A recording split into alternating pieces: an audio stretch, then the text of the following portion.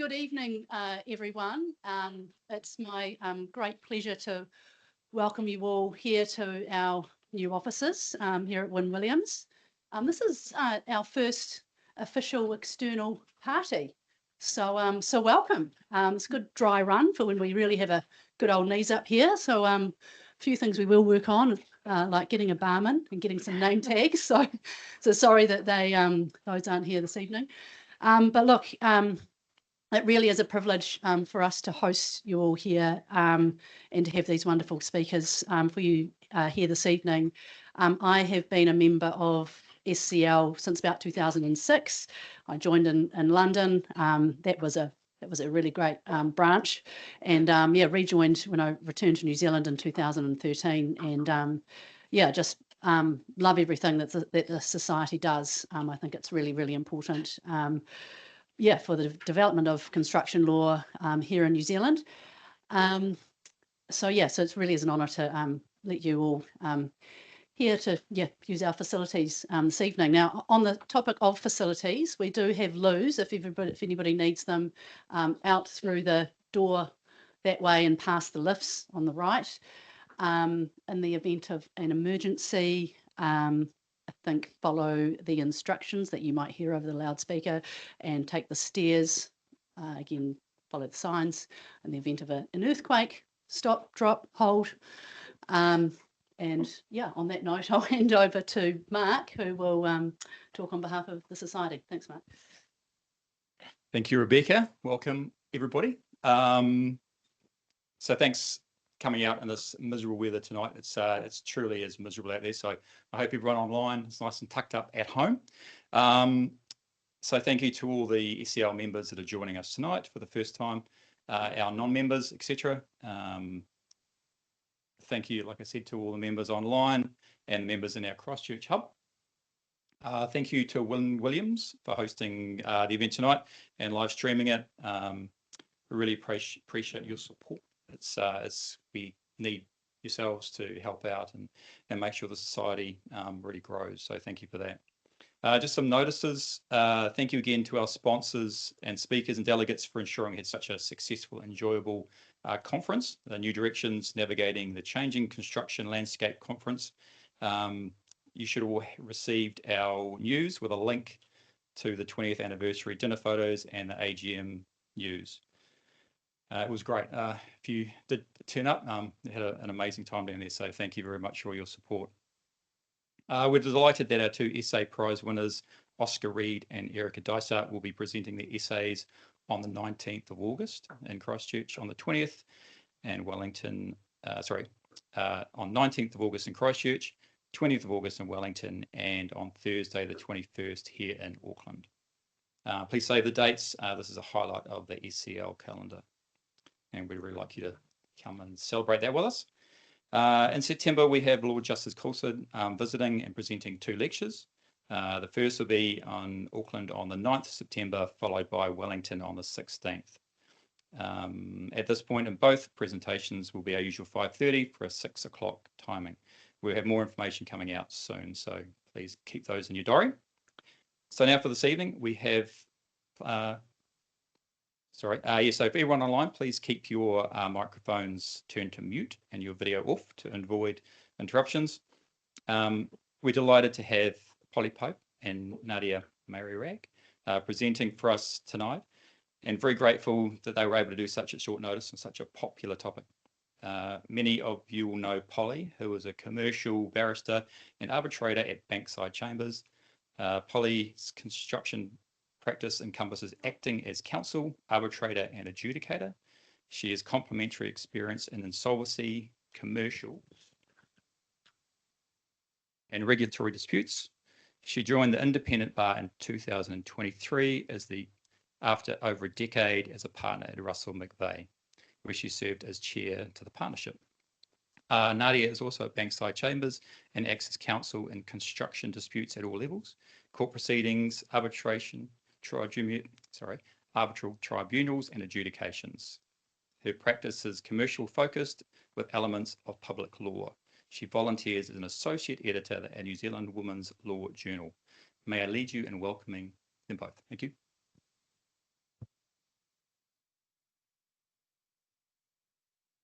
Thank you very much, Mark, and thank you, Rebecca, for hosting us. I'm really enjoying this relaxed space and hoping that it leads to just the right amount of discussion, not perhaps not too much in the way of difficult questions. So the concept for this topic can be, I think, seen as being similar to that classic small town joke, which is where a newcomer to the area taps someone on the shoulder and says, "How do I get to X?" And the response is, "Well, if I were you, I wouldn't start here." And when you are faced with an adjudication determination, which could be terminal to your client or to your company, or where you have significant concerns that when the money goes out to the payee, you're never going to see it again. The day that you get the determination is not where you want to start. And so if there is a moral of this presentation, that really is it. So what Nadia and I are aiming to do today is both cover some basics in terms of what are the possible, if you like, mainstream methods for seeking to resist enforcement of an adjudication determination, as well as taking a step beyond that to look at how you make sure that you're not in the position of trying to rely on one of those processes at short notice. So I'm going to briefly cover the binding nature of adjudication and then spend some time talking about a reasonably recent decision of Justice Blanchard's involving the Seascape building just near here and an application for relief on the basis of a claim for judicial review. Nadia's then going to talk about the ability to seek to challenge statutory demands or entry to judgment.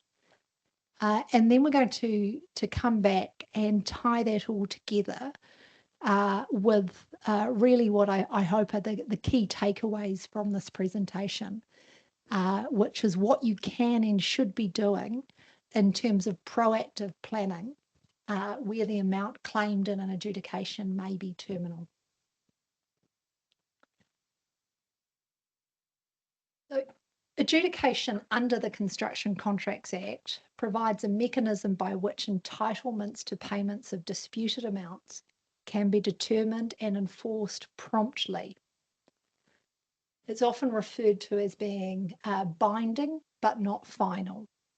And what that means is that there are very strong mechanisms built into the Act to make sure that once a payment has been ordered to be made in an adjudication, that payment takes place in all but the most unusual circumstances, but that at the same time, the payee is still entitled to contest its underlying or the underlying merits of the case in either arbitration or court proceedings, depending on what its contract provides. But as I've mentioned at the outset, sometimes it's not enough to know that an interim or a payment ordered to be made under an adjudication determination can be overturned later. And the two main scenarios where you see this coming up is where the sheer amount of the payment is enough to tip the company over into insolvency. And I have a particular bugbear for the number of times there have been, and it's usually head contractors who have gone into an insolvency process. And the headline press release is that it was an adjudication determination that did it. It was never an adjudication determination that did it. the fact that an amount was being claimed of that amount will have been well known to the company, and things are a lot more complicated than that. So there are a lot of provisions in the Act which are really designed to make sure that payment happens and that it happens fast.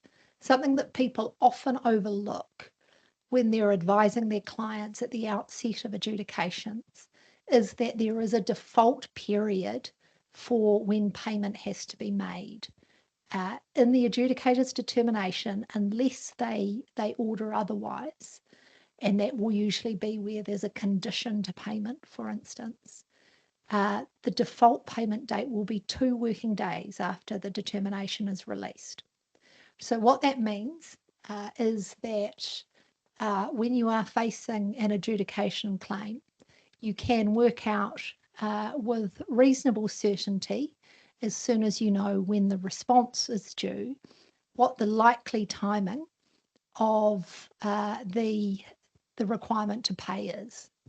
That's because there is a general statutory time frame of 20 working days after the response has been filed for delivery of a determination. It may be shorter. The adjudicator has the ability to extend that to 30 working days. And of course, there are scenarios where a longer time frame is agreed. But it is important to know and to make sure, where you're an advisor, that your clients know when they're facing an adjudication claim that if it goes wrong and there's an order made against them that they need to pay, that they're going to need to pay that pretty quickly. And in terms of the way that the Act is structured, consistent with one of those key purposes for the Act, which is set out at the top there, which is for the speedy resolution of disputes arising under a construction contract, that speed really is the order of the day. And there's considerable flexibility for a successful party in an adjudication in terms of enforcement. It is recoverable as a debt due, so a statutory demand is often issued, and that's something which Nadia will come back to. Work can be suspended for non-payment. There are some notice requirements. Judgment can be entered in the district court.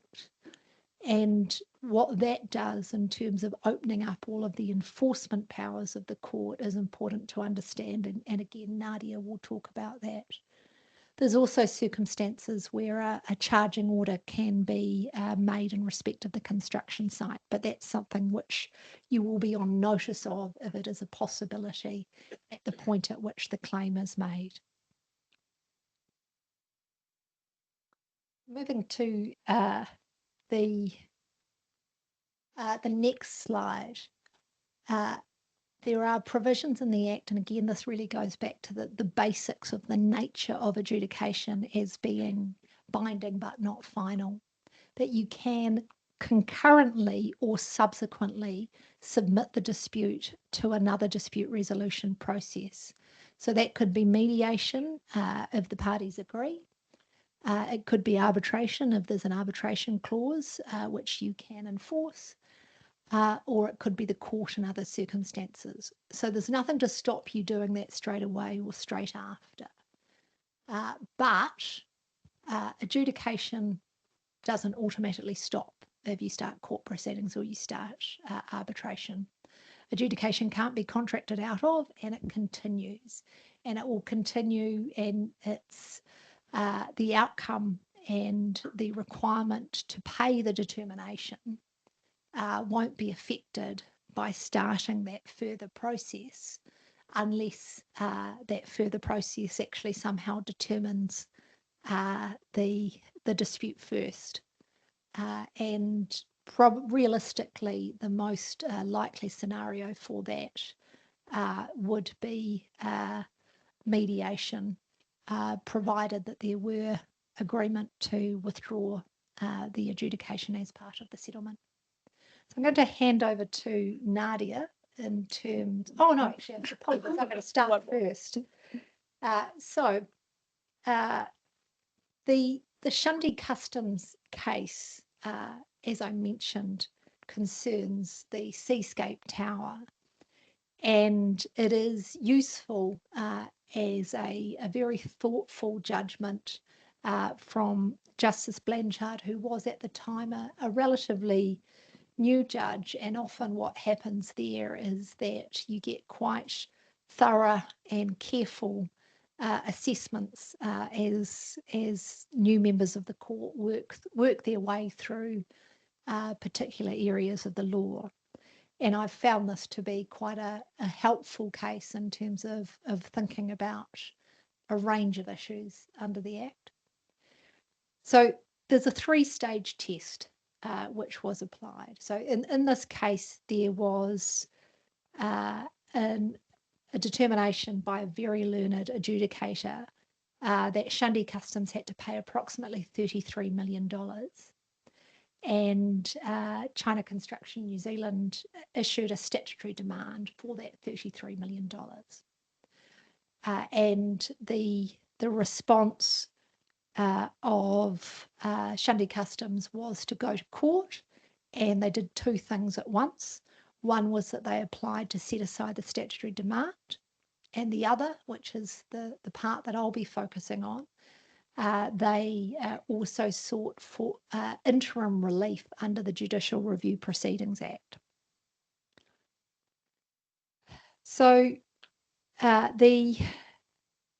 there is a 3-stage test which Justice Blanchard applied.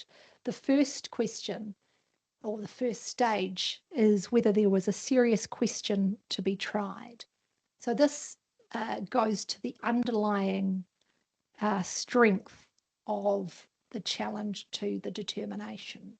So in this scenario, would an application for judicial review succeed?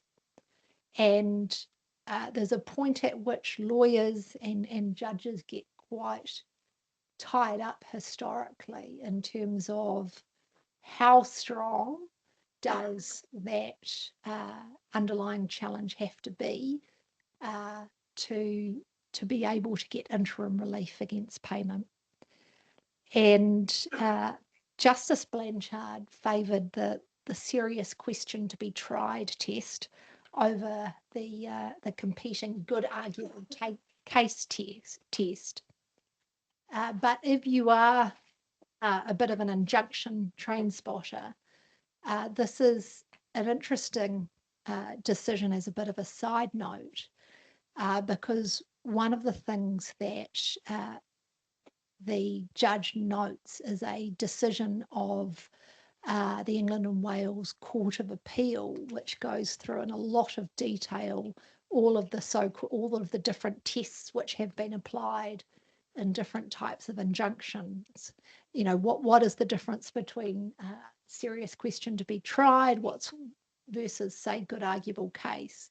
And the basic upshot of all of that was it's probably more or less the same. And Justice Blanchard's view was that there's no need to get too worried about whether serious question to be tried is too high or too low a standard, because the chances that you will succeed on an application for judicial review of an adjudicator's determination are really low. At least that's the message which the courts have looked to send as much as possible. And it's described as being inherently difficult. Errors of fact by an adjudicator are unlikely to give rise to a successful application for judicial review. Instead, what you're looking for is a genuine excess of jurisdiction, a serious breach of natural justice, or some apparent and significant error of law. So it's pitched really high, and to get over, and it's worth bearing in mind that that is just the first of the 3 hurdles which you have to pass to obtain interim relief from the courts. On this case, Justice Blanchard analysed 3 different grounds of review raised.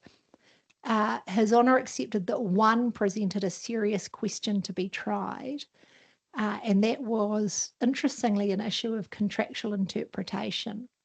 And that was on the basis that Shundi, the party who was challenging the determination, that their argument was available on the ordinary meaning of the words of the contract. So it squeaked in terms of getting over that standard, but the judge was careful to exercise caution as to whether that argument would actually succeed if it went to a full hearing. So the first of the 3 limbs is quite a difficult mountain to climb, to mix my metaphors. But the second is equally challenging. So there is, as I mentioned, an awful lot of case law and judicial ink which has been spent on reiterating the importance of giving effect to the pay now principles of the Construction Contracts Act and making determinations payable and payable fast. But there is one exception, and that is that there has been recognition that the strict rights under the Act can't prevail where there is irretrievable prejudice to the person making the payment. So what was at stake here? So Shundi, they were concerned about the risk that they wouldn't be able to recover the $33 million if its application for judicial review succeeded. And that was because although China Construction is part of a global construction conglomerate, the locally incorporated subsidiary had limited assets, as is often the case, and depended on the support of a parent company guarantee for going concern status. And then, as some of you may be familiar with, for a parent company guarantee to be made and enforceable coming out of China, it needed to go through some local red tape. And the parent company guarantee had to be registered with China's State Administration of Foreign Exchange, which is often referred to as SAFE. So there needed to be $33 million available. It wasn't yet available because this guarantee hadn't been registered. So Justice Blanchard was found that the risk of non-repayment was high, but on these circumstances noted that would change as soon as the guarantee was registered. So what that tells us is that where you have a significant payment that you have to make, and that you're concerned that if you pay it out, that you might not be able to get it back because of your concerns about the solvency of the counterparty to the contract, that can be enough to amount to irretrievable prejudice. But you really need to be thinking ahead in terms of how you go about proving that. And we'll come back to that.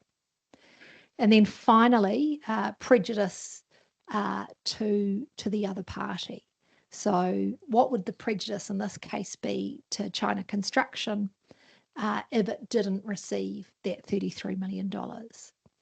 And the Justice Blanchard found that that would be minimal ultimately until the PCG was registered. So the outcome of this case was almost a bit of a fizzer in a way, because there was actually an order granting interim relief prohibiting the further enforcement of the determination. But that was time limited, and it was only until the parent company guarantee was registered. So again, Well, what I think that shows is quite a pragmatic approach from the judge of looking to find a way to minimise injustice, but at the same time giving effect to those powerful provisions and presumptions under the Act. So I think now I'm going to hand over to Nadia and setting aside statutory demands. Great. Kia ora koutou.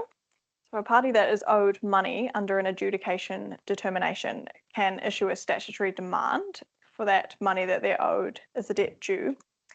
Those statutory demands must be paid within 15 working days, otherwise the company is presumed to be insolvent, even when the creditor does not intend to put the debtor into liquidation, and even when there's an underlying dispute that will have to be argued later, coming back to the pay now, argue later principle.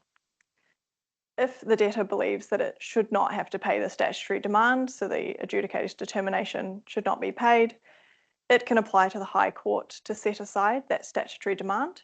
It has 10 working days to do so. The grounds on which the debtor can do so are very limited. They're in subsection 4 of section 290 of the Companies Act. So they are, there is a substantial dispute as to whether the debt is owing or due. The debtor appears to have a counterclaim set off or cross-claim, and the amount specified in the demand is less than the amount of the counterclaim set off cross-demand in the prescribed amount. That one very rarely succeeds because of section 79 of the Construction Contracts Act, which prevents any set-offs or counterclaims being raised in defence to a claim for the debt. The final ground is a bit of a catch-all. The demand ought to be set aside on other grounds. It is extremely rare to set aside statutory demands for a debt arising from an adjudication determination. I looked at case law over the past 5 years on this issue, and I didn't find any examples of these statutory demands being successfully set aside. So if anyone knows of one, do let me know, I'd be most interested. These 3 examples that I've got on the screen are about repayment risk. So in Triple Connection and Concept Builders, the High Courts found, although there was evidence that the respondent was insolvent, the applicant had not proved a good arguable case that they would have to repay the plaintiff in later proceedings, which I thought was quite fascinating. In C&R Property and MR Civil, the applicant again did not establish that there was a high likelihood that the respondent would be unable to pay the debt. In this one, it was interesting because the respondent produced evidence of its balance sheet, and it said even if we had to repay this money, our balance sheet would still be a net positive. It was quite a small net positive, it was just over $1,000, but the court said that was enough. And Polly's already discussed Shundi Customs in green, but for similar reasons as before, there was no risk of non-repayment once that the guarantee had been lodged with SAFE, because the company was the 13th largest global 500 company.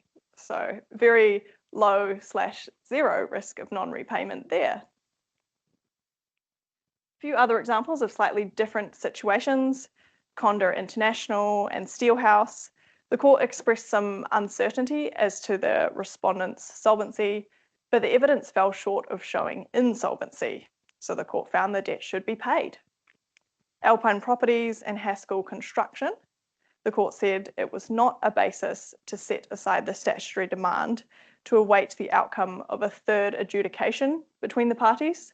Again, the pay now, argue later principle coming through there.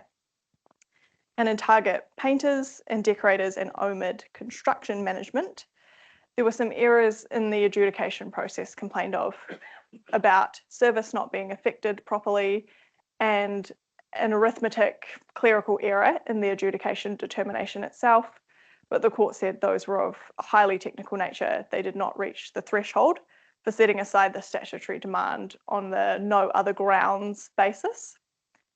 And there was also no evidence of substantial injustice if the demand were not set aside. Very, very rare to get these statutory demands for adjudication determinations set aside. But a feasible hypothetical of where that could happen could be a similar ground to resisting entry as a judgment if a date had been specified in the determination and that date had not yet fallen, but the statutory demanded payment for before that date. You could see that the court might be willing to set that statutory demand aside and wait for the due date for compliance to pass. Another option is resisting entry as a judgment.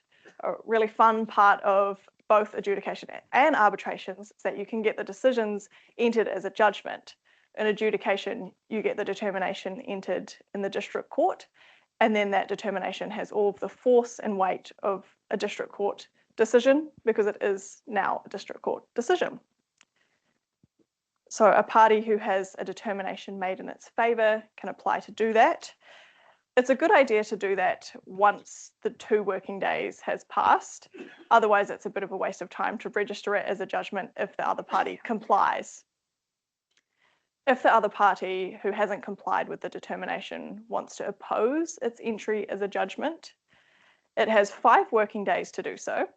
It can apply to not have that determination entered as a judgment, or if it does nothing, once those 5 working days expire, the plaintiff can write to the court and say 5 working days have passed, and then put the court on notice that it has to be entered as a judgment. Very little room for the court to do its own assessments there once those days have passed with no opposition. There are very limited grounds, similar to setting aside a statutory demand, on which the entry of a determination as a judgment can be opposed. These are set out in subsection 2 of section 74 of the Construction Contracts Act. They are the amount payable under the determination has been paid, so a judgment is just not necessary. The contract to which the determination relates is not a construction contract, as defined in section 5 of the CCA, or it could be that there was no contract at all, but that's an add-on arising from case law. Or a condition imposed by the adjudicator has not been met, or it is not possible to comply with the determination due to a change in circumstances, which is not at all the fault of the defendant. Or the date specified for compliance has not yet passed. For quite narrow grounds, you have to have a situation lining up with one of those. I did also survey case law to see whether there was any gloss on those grounds, but they are pretty strict. So if any of those statutory grounds are made out, the court must not enter the determination as a judgment. The courts have also held that if the adjudicator was not appointed following the proper process, which is apply to the Building Disputes Tribunal and wait a few days, then that can be a ground to not enter the determination as a judgment. John will be pleased to hear that. I don't know if I'm obliged to say that other nominating authorities are available. Yes, that's the main one. So the outcomes, if the court declines to enter the determination as a judgment, then it's no longer binding. And if the court does enter the determination as a judgment, then the plaintiff has access to all of the enforcement mechanisms that are usually associated with district court orders and judgments. The most commonly sought enforcement mechanism would be a charging order. So for determinations, you can get a charging order over the construction site. You can get warrants to seize and sell property. You can get garnishee orders, attachment orders, really effective enforcement mechanisms. You might also be able to get an order for contempt of court if the respondent does not comply with the judgment entering the determination.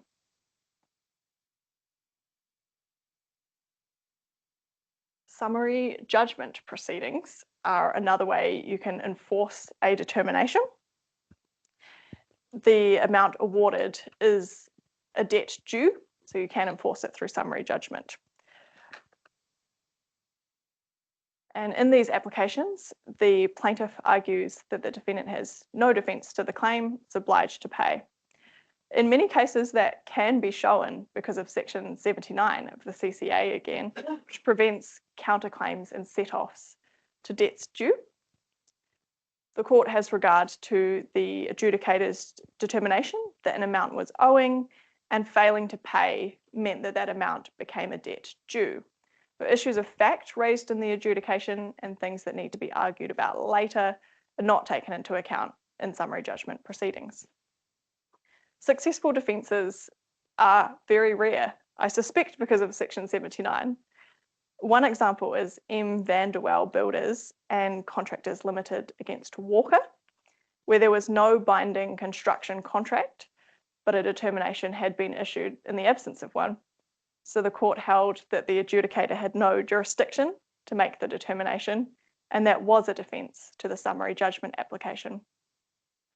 Another point to be aware of for people who also have an interest in costs law is that Section 79 of the Construction Contracts Act, which provides that in debt due proceedings, the plaintiff can recover the actual and reasonable costs of recovery, which can already be quite a high figure. But in such cases, Section 59 provides support for claims of increased costs. So something to keep in mind. If you've gone to the effort of recovering these debts due and you've recovered the actual and reasonable costs of doing so, maybe you could also recover increased costs on those applications under the 2B scale. And in that case, the court applied a 25% uplift for increased costs. Not insignificant. Now going to pass over to Polly. So what we've hopefully illustrated is that when you receive a determination which requires a significant payment by you or your client, that you would not want to be putting all your eggs or assuming that there will be a way out of making these payments that is offered by the courts. Certainly in all but the most extreme of circumstances where you have the facts lined up that both you have a serious issue to be tried, as well as that kind of irretrievable prejudice. In all other circumstances, it will be very challenging to get relief from the courts. But all is not lost. So how do you stop yourself from getting there where you've got 2 working days to make a payment that either you can't or that you don't think you're going to get back? Well, where I would suggest that you begin is, and you'll see that there are almost multiple work streams when you're facing a significant adjudication claim. And a really important place to start is, as I suggested at the outset, making sure that you understand, that your clients understand the potential time for payment. Again, that determinations are generally due, generally payable within 2 working days. And as we've heard, easy as anything to just issue a statutory demand. And then you have only 10 working days to apply to set that aside. And then when you apply to set it aside, Nadia's explained that you probably won't succeed. Okay. So understanding that risk is coming and what that would look like for your company is really important. And it's something where directors need to be properly informed, and they really need to consider their directors' duties. They obviously need realistic advice from counsel identifying the risks of losing the adjudication. But at the same time, there's a bit of sophistication needed there. If the magnitude of the risk is so great, i.e. if you think you're going to win, but if you're wrong, the company goes under, then I wouldn't be putting all my eggs in trusting or wishing on the advice of counsel that they think you're going to win. So directors need to consider whether the amount claim could be paid within 2 working days. If it raises, or if it couldn't, or if the claim raises a substantial risk of serious loss to creditors, then that's when, as a lawyer or as a director, you need to pull out the main SCL decision from the Supreme Court and look very carefully at the guidance that the Supreme Court has given in that case to what the court's expectations are of directors in what's called the twilight zone, where it's uncertain as to whether the company's going to survive. And so what directors need to consider in those circumstances, amongst other things, will be whether funding is available, whether and how the company can in fact responsibly continue trading, and whether there are formal restructuring or insolvency processes that should be followed. I suppose the bit of good news in terms of all of this around ways in which the law can potentially save you, or at least give some breathing space, is if voluntary administrators are appointed to the company. And so voluntary administration is a restructuring process under Part 15 of the Companies Act. It's one that we picked up from Australia. And what it has is a statutory moratorium against enforcement. And what that means is that if a company goes into voluntary administration, it gets a period of breathing space, and all of the things which would otherwise be able to be done to you to force you to pay under the adjudication determination get paused. In New Zealand, it's been used and often seen really as just a precursor to liquidation sometimes. And that is the way that we have all seen it be used to some extent in the construction sector. But there's a couple of things or a couple of reasons why I think it's really important that it's an option that participants in the sector and their advisors are aware of. And one of those is and this is a presentation that I think you may have seen Chapman Tripp give perhaps at one of these sessions in the last couple of years. There is a New Zealand case study where a company had, or a client had, a very large adjudication determination go against it. It went into voluntary administration.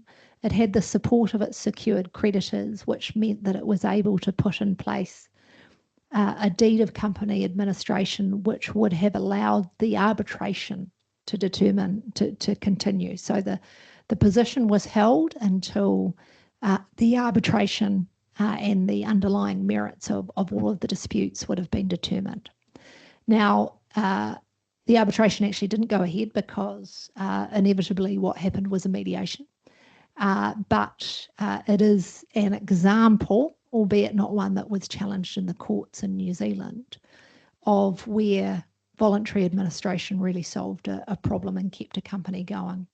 The other thing that I wanted to note was that there has been a run of head contractors in Australia who have gone into voluntary administration and come out the other end much stronger. There's been successful rehabilitations of several head contractors over the last few years in Australia.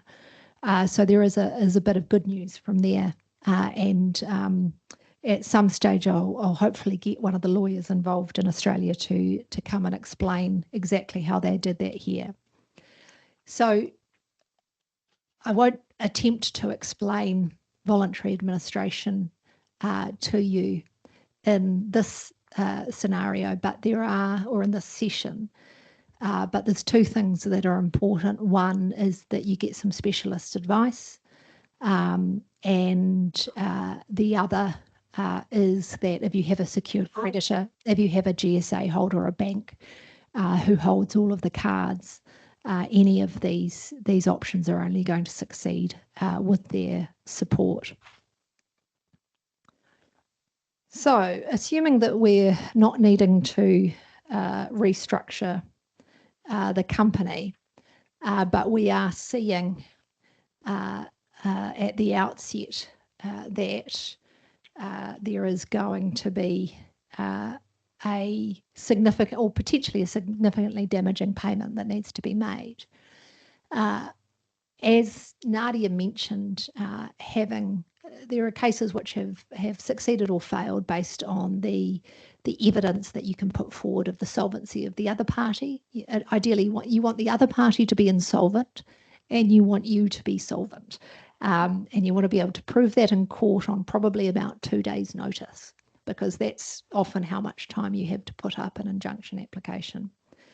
So what that means is that when a dispute is brewing, or certainly no later than at the start of an adjudication, you want to also be thinking about how you'd get that evidence together.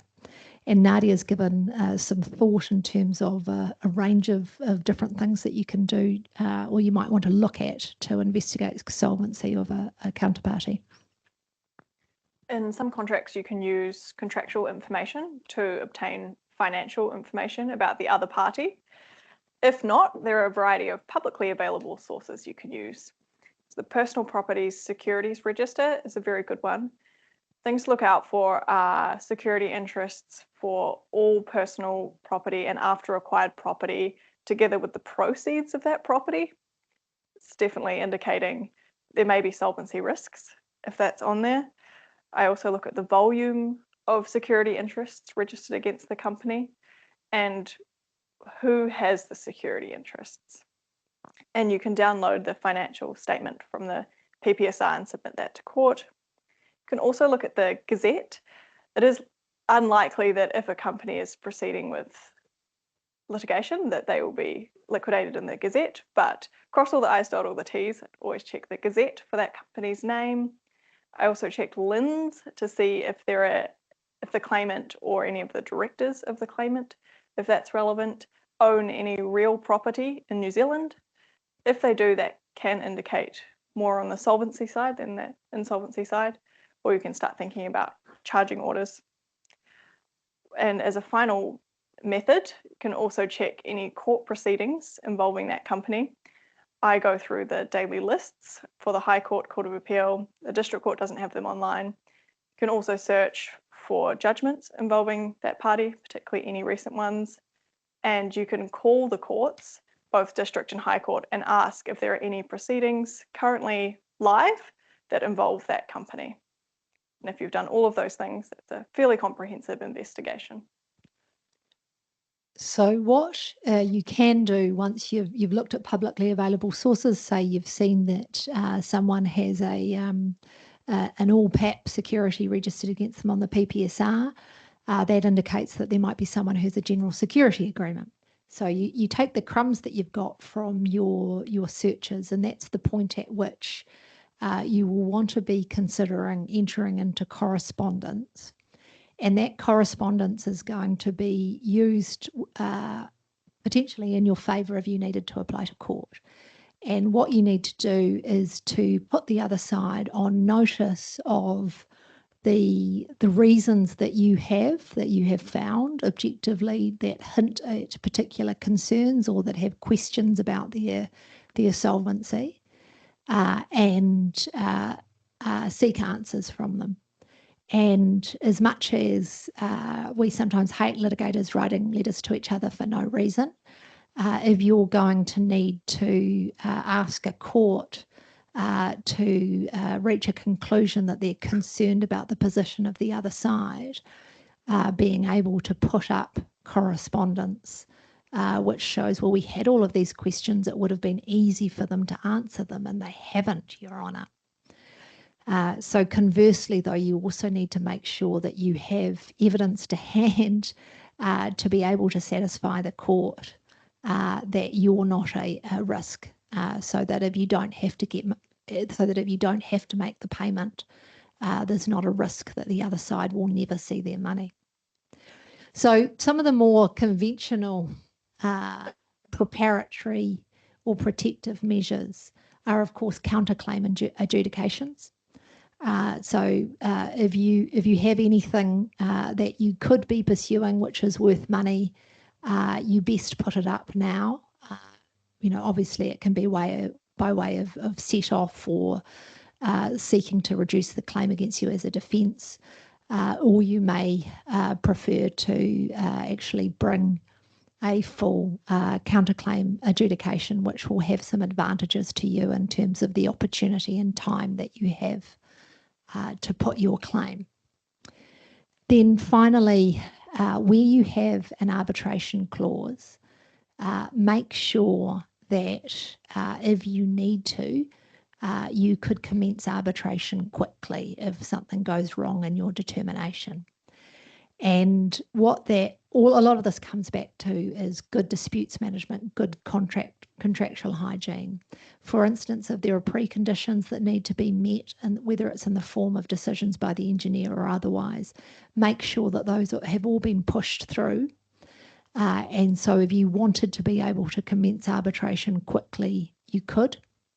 And also don't forget that you could, in fact, assuming that time and money is no object, actually start arbitration at the same time as adjudication.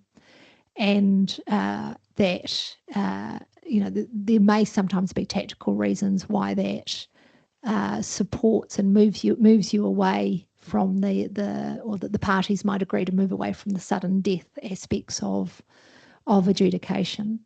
But it can also be helpful if you need to go and get urgent relief from the court or an arbitrator to say that you're not mucking around, that in fact this is going to be determined very soon and very shortly.